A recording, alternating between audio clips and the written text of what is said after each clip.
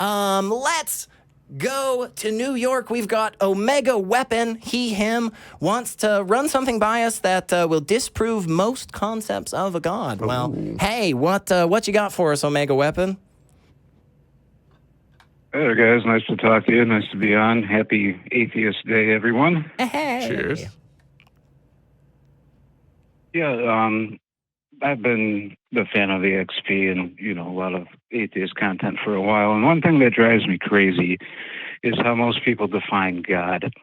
And I think just using some basic logic and cosmology, I can pretty much falsify most general concepts people have.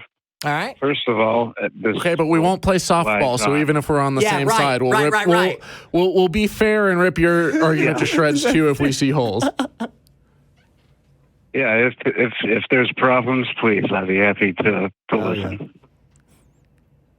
Go ahead for us. Well, first of all, God is usually defined, I'm not saying in all cases, that's a big caveat here, as both space-time independent and the creator of it. Now, to me, that's just logically impossible. Because first of all, to even say something exists, quote unquote, means it has location in space-time, or you're talking about space-time itself. Secondly, creation and causation requires space-time in order to happen in the first place and even be coherent. Creation is an act, and acts require time. So to say a God can, quote unquote, exist absent space-time and be the creator of the universe is just completely impossible. Okay, so let me jump in just for a second, Omega, because I mean, largely, obviously, again, I mean, there's a reason that I'm here. So largely, I'm on the same side with you. I could very much, especially from like an idealism kind of framework, right? I think a lot of those people would probably push back on the idea that existence by definition is necessarily space-time, like that has to be a part of it, right? I think that makes a lot of sense. I do think there is good reason for us to get to that definition for what we mean by existence, but I do already see at least one place that could be pushed back, which is that that general concept of idealism basically being that, like, the immaterial and thoughts are what actually generates the tangible world around us. And so in that construction, if somebody's coming at it from that perspective, they could already kind of push away this argument, because what they would just say is, oh, well, I don't think existence requires space-time, right? And so then again, I'm just saying, like, I'm with you here, Omega. I'm on your side. Like, I think the definition you're using makes a lot of sense, but for the idealist, you would just have to shift some things a little bit before they would agree to that, I think. Does that make sense? Well, then I would say, how else would you identify an extant thing without using location? Say again? How would you identify something without using location? Then I would ask them. Oh. Yeah, that's a good question. I mean, I'm not an idealist, and I don't think idealism makes a lot of sense, but I would imagine... Go ahead. Sorry. No, please. To play the devil's advocate, like, I could imagine a scenario where our universe operates by some certain laws of time and space, but we could be in some sort of multiverse type Everything of else structure, doesn't, sure.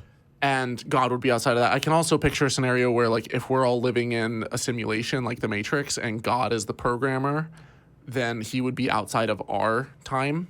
So I could see a construct like that where if you're thinking of God kind of within a particular box, maybe it wouldn't work.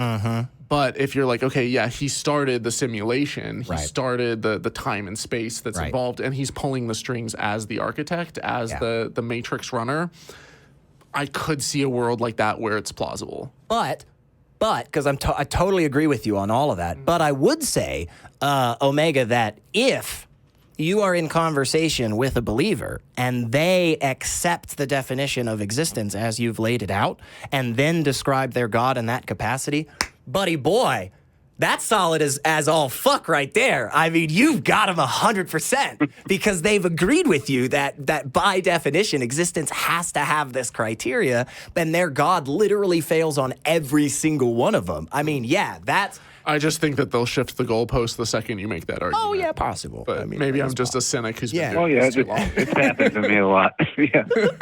No, but I think, yeah. Or saying that, Go ahead. oh, I'm sorry. No, please. Well, please. we're saying that acts don't actually require time, like in